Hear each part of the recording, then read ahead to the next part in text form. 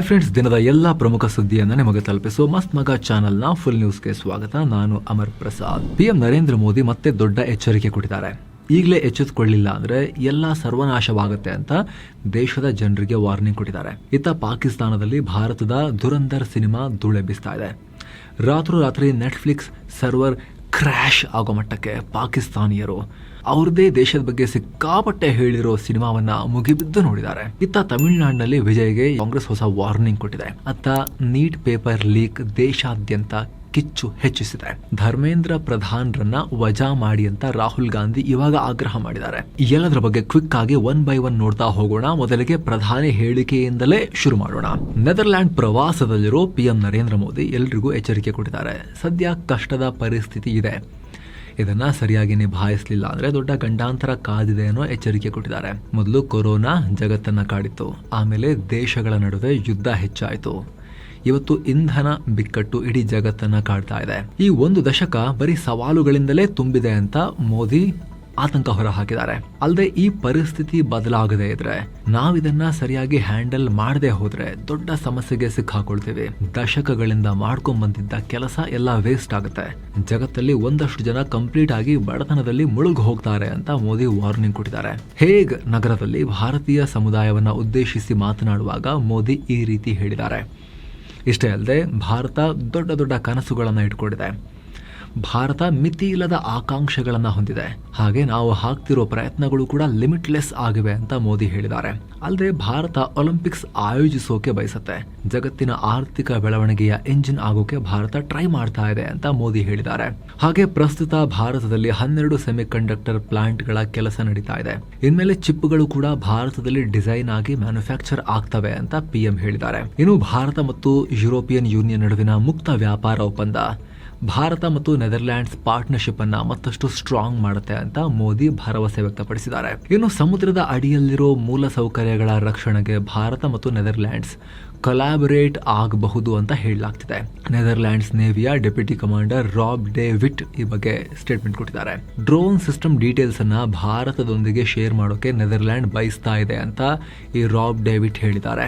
ಗಮನಿಸಬೇಕಾದ ಅಂಶ ಅಂದ್ರೆ ಪಾಕಿಸ್ತಾನ ಪಾಲಿಗೆ ನೆದರ್ಲ್ಯಾಂಡ್ಸ್ 3ನೇ ಅತಿ ದೊಡ್ಡ ಡಿಫೆನ್ಸ್ ಪಾರ್ಟ್ನರ್. ಹೆಚ್ಚು ನೇವಲ್ ಡಿಫೆನ್ಸ್ ಎಕ್ವಿಪ್ಮೆಂಟ್ ಗಳನ್ನ ಪಾಕಿಸ್ತಾನಕ್ಕೆ ನೆದರ್ಲ್ಯಾಂಡ್ಸ್ ಕೊಡುತ್ತೆ.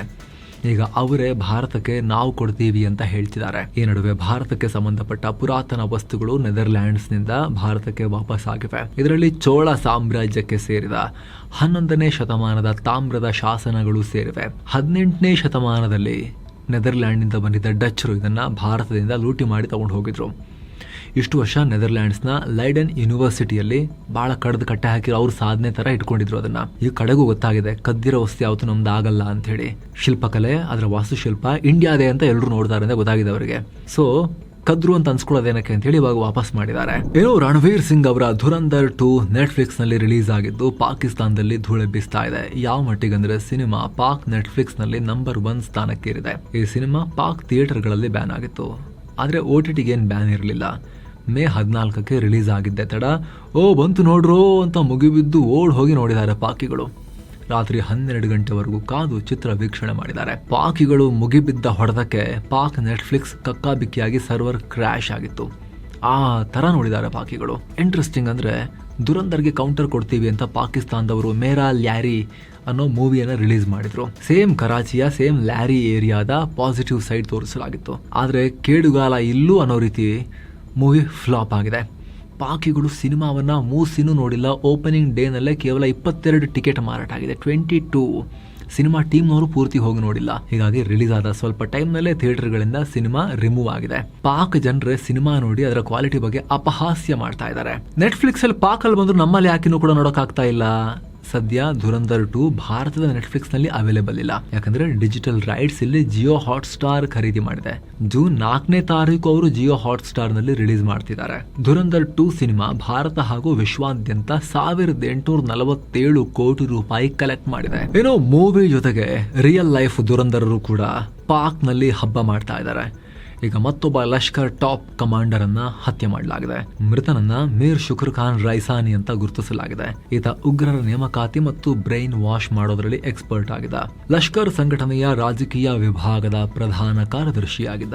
ಕ್ವೆಟಾದಲ್ಲಿ ಕಾರ್ಯಕ್ರಮಕ್ಕೆ ಹೋಗಿ ವಾಪಸ್ ಬರ್ತಾ ಇದ್ದ. ಆಗ ಮನೆಗೆ ಬೇಡ, ಸ್ವರ್ಗಕ್ಕೆ ಹೋಗು, ಯಾಕೆ ಕಷ್ಟಪಡ್ತೀಯ ಈ ನರಕದಲ್ಲಿ, ನೀನು ಸ್ವರ್ಗಕ್ಕೆ ಹೋಗ್ಬೇಕು ತಾನೆ, ಹೋಗು ಅಂತ ಹೇಳಿ ಈತನಿಗೆ ಪಾರ್ಸೆಲ್ ಮಾಡಿದ್ದಾರೆ. ದುರಂತರುಗಳು, ರಿಯಲ್ ಲೈಫ್ ದುರಂತರುಗಳು. ಏನೋ ಕೇಂದ್ರ ಸರ್ಕಾರ ಚಿನ್ನದ ಬಳಿಕ ಈಗ ಬೆಳ್ಳಿ ಆಮದಿನ ಮೇಲೂ ಕೂಡ ಹೊಸ ನಿರ್ಬಂಧಗಳನ್ನ ಹೇರಿದೆ. ಬೆಳ್ಳಿ ಇಂಪೋರ್ಟ್ ಮಾಡಿಕೊಳ್ಳೋದನ್ನ ಫ್ರೀ ಕ್ಯಾಟಗರಿಯಿಂದ ರೆಸ್ಟ್ರಿಕ್ಟೆಡ್ ಕ್ಯಾಟಗರಿಗೆ ಶಿಫ್ಟ್ ಮಾಡಿದೆ. ಇನ್ನು ಮುಂದೆ ಸಿಲ್ವರ್ ಬಾರ್, ಪೌಡರ್ ಸೇರಿದ ಹಾಗೆ ಯಾವುದೇ ಫಾರ್ಮ್ ನಲ್ಲಿರೋ ಬೆಳ್ಳಿಯನ್ನ ಇಂಪೋರ್ಟ್ ಮಾಡಿಕೊಳ್ಳೋಕೆ ಸರ್ಕಾರದ ಪರ್ಮಿಷನ್ ಕಡ್ಡಾಯ. ಕೆಲವೊಂದು ಬೆಳ್ಳಿ ಆಮದನ್ನ ರಿಸರ್ವ್ ಬ್ಯಾಂಕ್ ಆಫ್ ಇಂಡಿಯಾ ರೆಗ್ಯುಲೇಷನ್ಸ್ಗೂ ಒಳಪಡಿಸಲಾಗಿದೆ. ಚಿನ್ನ ಮತ್ತು ಬೆಳ್ಳಿ ಇಂಪೋರ್ಟ್ನಿಂದ ದೇಶದ ಇಂಪೋರ್ಟ್ ಬಿಲ್ ಜಾಸ್ತಿ ಆಗ್ತಿದೆ. ಫಾರೆಕ್ಸ್ ರಿಸರ್ವ್ ಕರಗ್ತಾ ಇದೆ ಅನ್ನೋ ಕಾರಣಕ್ಕೆ ಸರ್ಕಾರ ಈ ಹೆಜ್ಜೆ ಇಟ್ಟಿದೆ. ರೀಸೆಂಟ್ ಆಗಿ ಚಿನ್ನ, ಬೆಳ್ಳಿ ಮೇಲಿನ ಇಂಪೋರ್ಟ್ ಡ್ಯೂಟಿಯನ್ನ 6% 15%ಗೆ ಜಾಸ್ತಿ ಮಾಡಿದ್ರು. ಇದರ ಬೆನ್ನಲ್ಲೇ ಡ್ಯೂಟಿ ಫ್ರೀ ಆಗಿ ಚಿನ್ನ ತರಿಸ್ಕೊಳ್ಳೋದಕ್ಕೂ ಕೂಡ ಟೈಟ್ ರೂಲ್ಸ್ ಜಾರಿ ಮಾಡಿದ್ರು. ಈಗ ನಮ್ಮ ಹಣ ಹೊರಗೆ ಹೋಗಬಾರ್ದು ಅಂತ ಮತ್ತೆ ಬೆಳ್ಳಿ ಮೇಲಿನ ಗ್ರಿಪ್ ಅನ್ನ ಕೂಡ ಸರ್ಕಾರ ಟೈಟ್ ಮಾಡಿದೆ. ಇನ್ನು ಸ್ನೇಹಿತರೆ, Vaishno Devi, Amritsar, Attari border, golden temple ಸೇರಿದಂತೆ ಈ ಎಲ್ಲಾ ಜಾಗಗಳಿಗೆ ಹೊಸ ಟ್ರಿಪ್ 7 ಸೆಂಟ್ಸ್ all inclusive package Kannada tour manager ಇಲ್ಲಿಂದ ಕರ್ಕೊಂಡು ಹೋಗಿ ವಾಪಸ್ ನಿಮ್ಮನ್ನ ಕರ್ಕೊಂಡ್ಬಂದು ನಿಮ್ಮ ಜಾಗಕ್ಕೆ ತಲುಪಿಸ್ತಾರೆ. ಆಸಕ್ತರು ಕಾಲ್ ಮಾಡಿ ಬುಕ್ ಮಾಡ್ಕೊಂಡು ಹೋಗಿ ಬರ್ಬೋದು. ಏನೋ ಸರ್ಕಾರ ರಚನೆಯಾಗಿ ಇನ್ನು 1 ವಾರ ತುಂಬಿಲ್ಲ, ಆಗ್ಲೇ ತಮಿಳುನಾಡು ಸಿಎಂ ಜೋಸೆಫ್ ವಿಜಯ್ಗೆ ಮಿತ್ರ ಪಕ್ಷ 5 ಸೀಟ್ ಇದ್ದಿರೋ ಕಾಂಗ್ರೆಸ್ ವಾರ್ನಿಂಗ್ ಕೊಟ್ಟಿದೆ. ಅಣ್ಣಾ ಡಿಎಂಕೆಯ ಬಂಡಾಯ ಶಾಸಕರನ್ನ ಸರ್ಕಾರಕ್ಕೆ ಸೇರಿಸಿಕೊಳ್ಬೇಡಿ ಅಂತ ಹೇಳಿ ಎಚ್ಚರಿಕೆ ಕೊಟ್ಟಿದೆ. ಅಣ್ಣಾ ಡಿಎಂಕೆ ಹಾಗೂ ಡಿಎಂಕೆ ಮುಕ್ತ ಸರ್ಕಾರಕ್ಕಾಗಿ ಜನ ನಿಮಗೆ ವೋಟ್ ಹಾಕಿದ್ದಾರೆ. ಹೀಗಾಗಿ ಆ ಎಂಎಲ್ಎಗಳನ್ನ ಸೇರಿಸಿಕೊಂಡ್ರೆ ವಿಜಯ್ ಇಮೇಜ್ಗೆ ಧಕ್ಕೆ ಆಗುತ್ತೆ ಅಂತ ಕಾಂಗ್ರೆಸ್ ನಾಯಕ ಕಾರ್ತಿ ಚಿದಂಬರಂ ಹೇಳಿದ್ದಾರೆ. ಡಿಎಂಕೆ ಒಟ್ಟಿ ಕಾಂಗ್ರೆಸ್ ಇರಲಿಲ್ವ ಮೈತ್ರಿಕೂಟದಲ್ಲಿ? ಕಾಂಗ್ರೆಸ್ ಸೋತಿಲ್ವ ಎಲೆಕ್ಷನ್ ಅಲ್ಲಿ? ಅಣ್ಣಾ ಡಿಎಂಕೆ ಮುಕ್ತ ಸರ್ಕಾರಕ್ಕೆ ವಿಜಯ್ ವೋಟ್ ಹಾಕಿದಾರಂತೆ. ಮತ್ತೆ ಇವರು ಹೋಗಿ ಏನಕ್ಕೆ ಸೇರ್ಕೊಂಡಿರೋದಲ್ಲಿ ಅವ್ರ ಸರ್ಕಾರದಲ್ಲಿ? ಅತ್ತಲಿಲ್ಲ ಇವರಿಗೆ. ಅವರಿಗೆ ವಾರ್ನಿಂಗ್ ಕೊಡ್ತಾ ಇದ್ದಾರೆ ಅವರು. ಅಣ್ಣಾ ಡಿಎಂಕೆ ಬಂಡಾಯ ಶಾಸಕರನ್ನ ಸೇರಿಸ್ಕೊಡ್ಬೇಡಿ ಅಂತ ಹೇಳಿ 5 ಸೀಟ್ ಇಟ್ಕೊಂಡು. ಕಾಂಗ್ರೆಸ್ಗೆ ತಮಿಳುನಾಡಿನಲ್ಲಿ ಬಹಳ ಆಸೆ ಇತ್ತು, 5 ಸೀಟ್ ಇಟ್ಕೊಂಡ್ರು ಕೂಡ ನಾವು ಸರ್ಕಾರದಲ್ಲಿ ಸಿಕ್ಕಾಪಟ್ಟೆ ಆಟ ಆಡಬಹುದು, ವಿಜಯ್ಗೆ ಅವಶ್ಯಕತೆ ಇದೆ ಅಂತ ಹೇಳಿ. ಆದ್ರೀಗ ಅಣ್ಣಾ ಡಿಎಂಕೆಯ 47 ಶಾಸಕರ ಪೈಕಿ 20 ಜನ ಬಂಡಾಯ ಬಂದು ವಿಜಯ್ಗೆ ಸಪೋರ್ಟ್ ಮಾಡಿದ್ದಾರೆ. ಅವ್ರನ್ನೆಲ್ಲ ಸರ್ಕಾರದಲ್ಲಿ ಸೇರಿಸ್ಕೊಂಡು ಮಂತ್ರಿ ಸ್ಥಾನ ಕೊಟ್ಟು ಬಿಟ್ರೆ ನಮಗೆ ಏನ್ ಸಿಗುತ್ತೆ?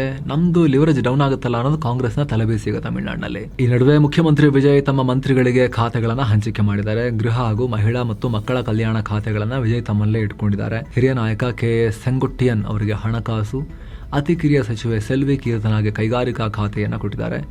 ಆದವ ಅರ್ಜುನಾಗೆ ಲೋಕೋಪಯೋಗಿ ಮತ್ತು ಕ್ರೀಡಾ ಇಲಾಖೆ ಸಿಕ್ಕಿದೆ. ನಿರ್ಮಲ್ ಕುಮಾರ್ಗೆ ಇಂಧನ ಮತ್ತು ಕಾನೂನು ಇಲಾಖೆ ಕೊಡಲಾಗಿದೆ. ಈ ರೀತಿ ಖಾತೆ ಹಂಚಿಕೆ ಮಾಡ್ಕೊಂಡು ಹೋಗಿದ್ದಾರೆ ಬೇರೆ ಬೇರೆ TVK ಪಾರ್ಟಿಯ ಶಾಸಕರಿಗೆ. ಆದರೆ ಮಿತ್ರ ಪಕ್ಷಗಳಿಗೆ ಇನ್ನೂ ಕೂಡ ಮಂತ್ರಿ ಸ್ಥಾನ ಯಾವುದು ಕೊಟ್ಟಿಲ್ಲ. ಕಾಂಗ್ರೆಸ್ ಹತ್ರ 5 ಶಾಸಕರಿದ್ದಾರೆ, ಕಮ್ಯುನಿಸ್ಟರು ಕೂಡ 4 ಸ್ಥಾನ ಹೊಂದಿದ್ದಾರೆ. ಇನ್ನು AIDMKನಲ್ಲಿ EPS ಹಾಗೂ CV ಷಣ್ಮುಗಂ ಬಣಗಳ ನಡುವೆ ವಿಲ್ಲುಪುರಂ ಹಾಗೂ ಕಡಲೂರು ಕಚೇರಿಗಳ ಬಳಿ ಗಲಾಟೆಯಾಗಿದೆ. ಮುಂಚೆ ಪನ್ನೀರ್ ಸೆಲ್ವಂ ಪಳನಿಸ್ವಾಮಿ ಕಿತ್ತಾಡ್ತಿದ್ರು. ಈಗ ಪನ್ನೀರ್ ಸೆಲ್ವಂ ಜಾಗಕ್ಕೆ ಷಣ್ಮುಗಂ ಬಂದಿದ್ದಾರೆ ಕಿತ್ತಾಡಕ್ಕೆ EPS ಜೊತೆಗೆ.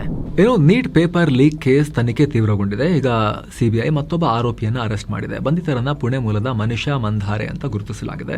ಇವರು ಪುಣೆಯ ಮಾಡರ್ನ್ ಕಾಲೇಜಿನಲ್ಲಿ ಸಸ್ಯಶಾಸ್ತ್ರದ ಪ್ರೊಫೆಸರ್ ಆಗಿ ಕೆಲಸ ಮಾಡ್ತಿದ್ರು. ಕಳೆದ 5-6 ವರ್ಷಗಳಿಂದ NTA ಪರವಾಗಿ ನೀಟ್ ಪ್ರಶ್ನೆ ಪತ್ರಿಕೆ ರೆಡಿ ಮಾಡ್ತಾ ಇದ್ರು. ಆದ್ರೀಗ ನೀಟ್ 2026 ಪರೀಕ್ಷೆ ಜೀವಶಾಸ್ತ್ರದ ಪ್ರಶ್ನೆಗಳನ್ನ ಇವರು ಲೀಕ್ ಮಾಡಿದ್ದಾರೆ ಅಂತ ಹೇಳಿ ಅರೆಸ್ಟ್ ಮಾಡಲಾಗಿದೆ.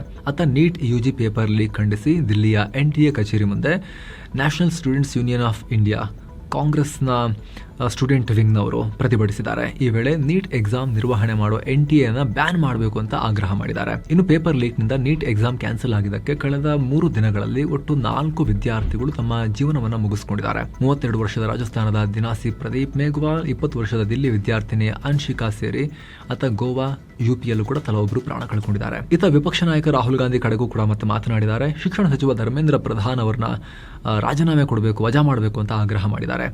22 ಲಕ್ಷ ವಿದ್ಯಾರ್ಥಿಗಳ ಪ್ರಯತ್ನ ಮಣ್ಣಾಗಿದೆ.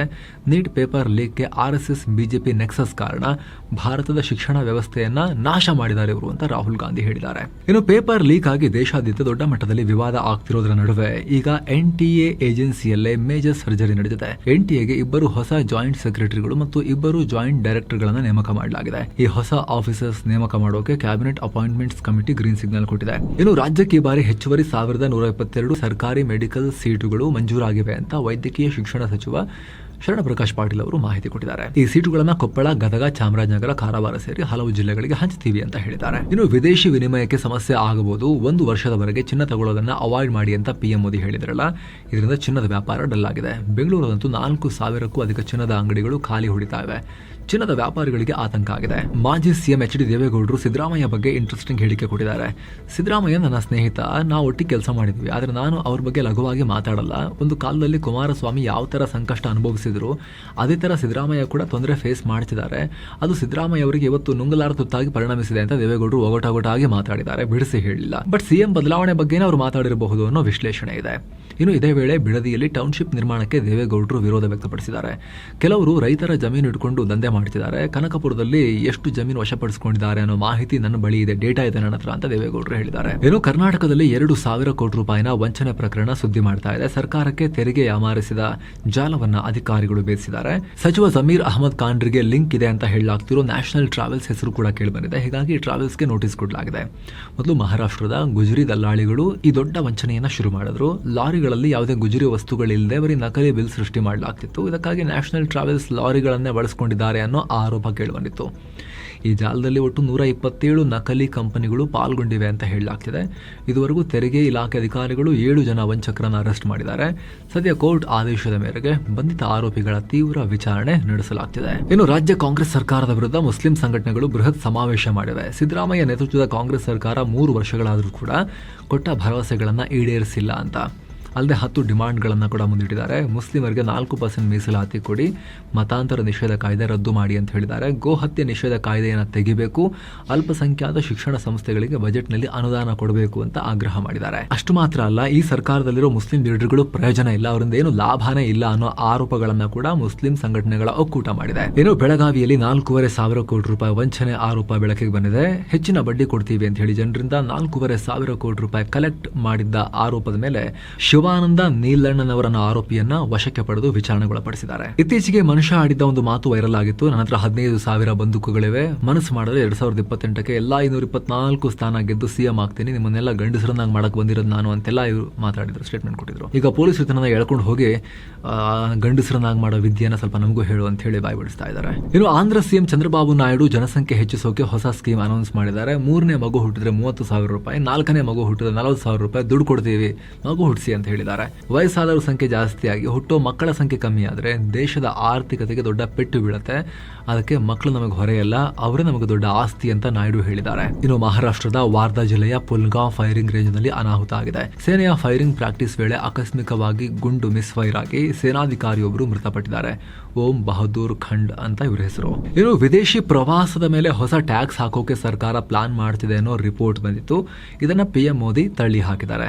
ಖುದ್ದು ಅವರೇ ಫ್ಯಾಕ್ಟ್ ಚೆಕ್ ಮಾಡಿದ್ದಾರೆ. ಇವೆಲ್ಲ ಬರೀ ಸುಳ್ಳು, ವಿದೇಶ ಪ್ರಯಾಣದ ಮೇಲೆ ಇಂಥ ನಿರ್ಬಂಧ ಹೇರೋ ಪ್ರಶ್ನೆನೇ ಇಲ್ಲ ಅಂತ ಮೋದಿ CNBC TV 18 ಏನು ರಿಪೋರ್ಟ್ ಇತ್ತು ಅದನ್ನು ರೀಪೋಸ್ಟ್ ಮಾಡಿ ಫ್ಯಾಕ್ಟ್ ಚೆಕ್ ಮಾಡಿದ್ದಾರೆ CNBCಯನ್ನು. ಏನೋ ಪೆಟ್ರೋಲ್ ಎಕ್ಸ್ಪೋರ್ಟ್ ಮಾಡೋ ಕಂಪನಿಗಳ ಮೇಲೆ ಕೇಂದ್ರ ಎಕ್ಸ್ಟ್ರಾ ಟ್ಯಾಕ್ಸ್ ಹಾಕಿದೆ. ಪ್ರತಿ ಲೀಟರ್ ಪೆಟ್ರೋಲ್ಗೆ 3 ರೂಪಾಯಿ ವಿಂಡ್ ಫಾಲ್ ಟ್ಯಾಕ್ಸ್ ಅಥವಾ ಅಡಿಷನಲ್ ಎಕ್ಸೈಸ್ ಡ್ಯೂಟಿ ಹಾಕ್ತಿದೆ. ದೇಶದಲ್ಲಿ ಇಂಧನ ಕೊರತೆ ಆಗದೇ ಇರಲಿ, ಹೊರಗೆ ಜಾಸ್ತಿ ರಫ್ತು ಮಾಡದೇ ಇರಲಿ ಅಂತ ಈ ಟ್ಯಾಕ್ಸ್ ಹಾಕಲಾಗಿದೆ. ಇದು ಮೇ 16ರಿಂದಲೇ ಸ್ಟಾರ್ಟ್ ಆಗಿದೆ.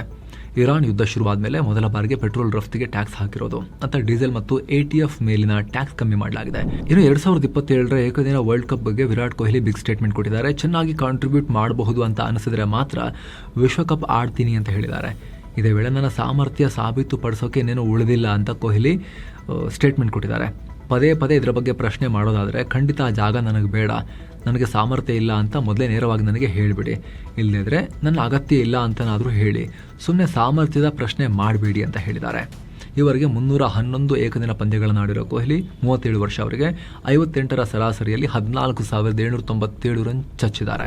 ಸೊ ಫ್ರೆಂಡ್ಸ್, ಇದಾಗಿತ್ತು ಇವತ್ತಿನ ಫುಲ್ ನ್ಯೂಸ್. ನಾವು ಕುಯ್ದಿಲ್ಲ, ಹೇಳದಿಲ್ಲ, ಕಿರ್ಚಾಡಿಲ್ಲ, ಬರೀ ಸುದ್ದಿಯ ರೀತಿಯಲ್ಲಿ ನಿಮಗೆ ತಲುಪಿಸೋ ಪ್ರಯತ್ನ ಮಾಡಿದ್ದೀವಿ. ನಮ್ಮ ಪ್ರಯತ್ನ ನಿಮಗೆ ಇಷ್ಟ ಆಗ್ತಾ ಇದ್ರೆ ವಿಡಿಯೋ ಕೆಳಗಿರೋ ಜಾಯಿನ್ ಆಪ್ಷನ್ ಮೂಲಕ ಆಸಕ್ತ ವೀಕ್ಷಕರು ಮಸ್ಮಗ ಚಾನಲ್ಗೆ ಮೆಂಬರ್ ಆಗಿ ಜಾಯಿನ್ ಆಗೋದನ್ನ ಕನ್ಸಿಡರ್ ಮಾಡ್ಬೋದು. ಆಗ ಎಲ್ಲ ಮೆಂಬರ್ ಓನ್ಲಿ ವಿಡಿಯೋಸನ್ನು ನೋಡೋದು ಮಾತ್ರ ಅಲ್ಲ, ನಿಮ್ಮ ಒಂದೊಂದು ಮೆಂಬರ್ಶಿಪ್ ಕೂಡ ನಮ್ಮ ತಂಡಕ್ಕೆ ನೀವು ಕೊಡೋ ಅತಿ ದೊಡ್ಡ ಸಪೋರ್ಟ್. ಆಸಕ್ತರು ಚೆಕ್ ಮಾಡಿ. Thank you so much. ಮತ್ತೆ ಭೇಟಿ ಆಗ್ತಿರೋಣ ಸ್ನೇಹಿತರೆ. ನಮಸ್ಕಾರ.